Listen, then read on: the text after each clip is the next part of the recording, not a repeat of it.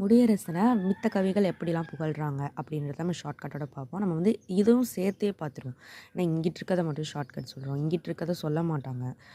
ஒரு சில வீடியோஸில் தான் நான் பார்த்துருக்கேன். இங்கிட்டும் சொல்லுவாங்க. ரெண்டுமே சொல்லும்போது நமக்கு கொஞ்சம் மெமரி பண்ண ஈஸியாக இருக்கும். நான் ரெண்டுமே சேர்த்தே சொல்லிடுறேன்.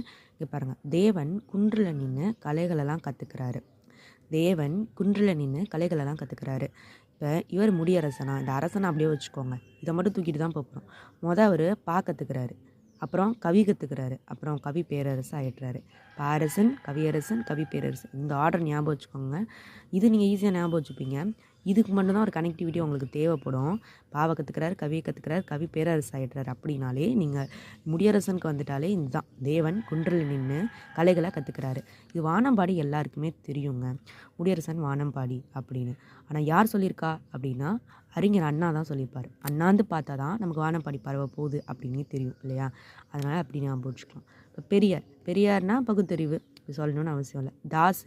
தாசன் என்ன சொல்லுவார்னா, அதாவது கண்ணதாசன் என் மூத்த வழித்தோன்றல் அப்படின்னு சொல்லுவார். இவர் நிறைய பாட்டுலேருந்து எல்லாமே ரசிக்கிற மாதிரி தான் இருக்கும். இவரே சொல்லியிருக்காரு முடியரசனை என் மூத்த வழித்தோன்றல் அப்படின்னு. நம்ம போன வட்டம் பார்த்தோம்ல, பாட்டு பறவையின் வாழ்க்கை வரலாறு, அது வந்து இவரோட பயோகிராஃபி. இப்போ நம்ம பார்க்குறது பொன்னியின் செல்வனை தொடர்கதையாக எழுதுறதுனால இவருக்கு என்ன பேர் கிடச்சிருக்கோன்னா பொன்னியின் செல்வர் அப்படின்னு ஒரு பேர் கிடச்சிருக்கு. இப்போ திருப்பி சொல்லிடுறேன். தேவன் குன்றில் நின்று கலைகளை கற்றுக்கிறாரு, கற்றுக்கிறாரு, கவி கற்றுக்கிறாரு, கவி பேரரசு ஆகிடுறாரு. ஆனாந்து பார்த்தா தான் வானம்பாடி பரவ போகிறது தெரியும். பெரியார்னாலே பகுத்தறிவு.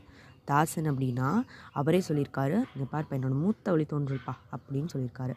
இதழ் வந்து பொன்னியின் செல்வன் தொடர்கதை எழுதியிருக்காரு. அதனால் இவருக்கு பொன்னியின் செல்வன் அப்படின்னு. இதெல்லாம் யாரோடையது, இவங்களாம் யார் அப்படி சொல்லியிருக்காங்க அப்படின்னா முடியரசன் தான் சொல்லியிருக்காங்க. என்னோடய 3rd சப்ஸ்கிரைபருக்கு ரொம்ப ரொம்ப தேங்க்யூ சொல்லிக்கிறேன்.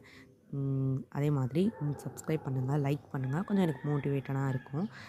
உங்களுக்கு இதுக்கப்புறம் இவங்க வேணும், இல்லைனா இவங்க கொஞ்சம் ஷார்ட்கட் சொல்லுங்கள் அப்படின்னா சொல்லுங்கள். இல்லைனா இந்த ஷார்ட்கட் முறை உங்களுக்கு பிடிச்சிருக்கா அப்படின்னாலும் கமெண்ட்டில் சொல்லுங்கள். இதை நீங்கள் விட்டுட்டீங்க அப்படின்னாலும் கமெண்ட் பண்ணுங்கள்.